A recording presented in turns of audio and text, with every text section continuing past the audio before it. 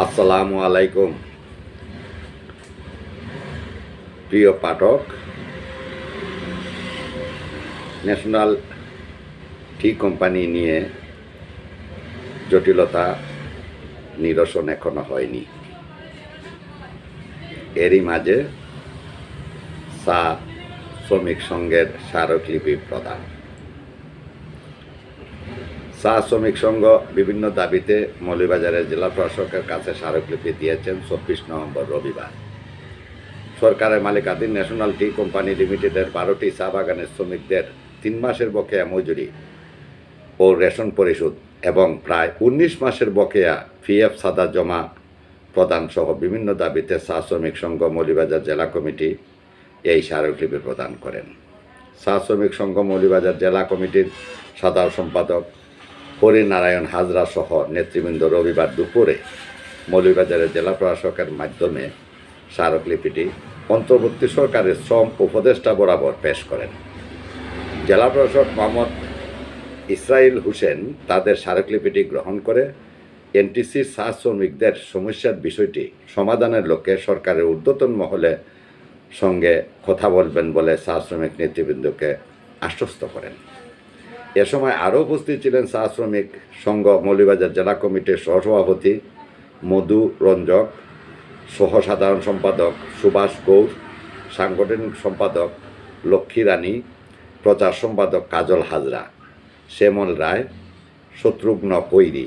স্মারকলিপিতে উল্লেখ করা হয়, সরকারি মালিকাধীন 51% শেয়ার এনটিসির 12টি চা বাগানের 11,286 জন শ্রমিক এবং 248 জন কর্মচারী সহ প্রায় 50,000 চা জনগোষ্ঠী গত 22 আগস্ট 2024 থেকে মজুরি রেশন না পেয়ে অত্যন্ত মানবতর জীবনযাপন করছেন। এনটিসির 12টি বাগানের মধ্যে হবিগঞ্জ জেলার তেলিয়াপাড়া চা বাগান, পারকুল চা বাগান, জগদীশপুর চা বাগান ও চণ্ডীছড়া চা বাগান, মৌলভীবাজার জেলার বিজয়া চা বাগান, মাধবপুর চা বাগান, পাত্রকোলা চা বাগান, কুরমা চা বাগান, চাম্পারায় চা বাগান, মদনমোহনপুর চা বাগান, প্রেমনগর চা বাগান এবং সিলেট জেলার লাক্কাতুরা চা বাগান অবস্থিত।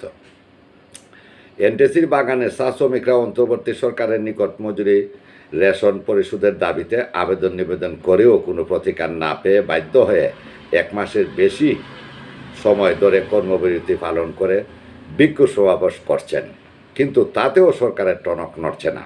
আন্দোলনের মুখে সরকার শ্রমিকদের মধ্যে প্রথমে 20 কেজি, পরবর্তীতে আরও 10 কেজি করে চাল বিতরণ করে দায় এড়িয়ে চলেছেন।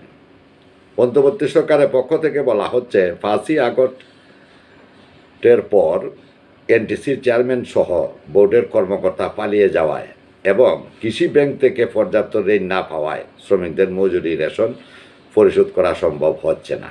অথচ কেন এনটিসি বোর্ড পুনর্গঠন করা হচ্ছে না তার কোনো উত্তর তারা দিতে পারছেন না। উল্লেখ্য যে পতিত সরকারের আমলে ন্যাশনাল টি কোম্পানি লিমিটেডের চেয়ারম্যান ছিলেন শেখ হাসিনার চাচা শেখ কবির হোসেন।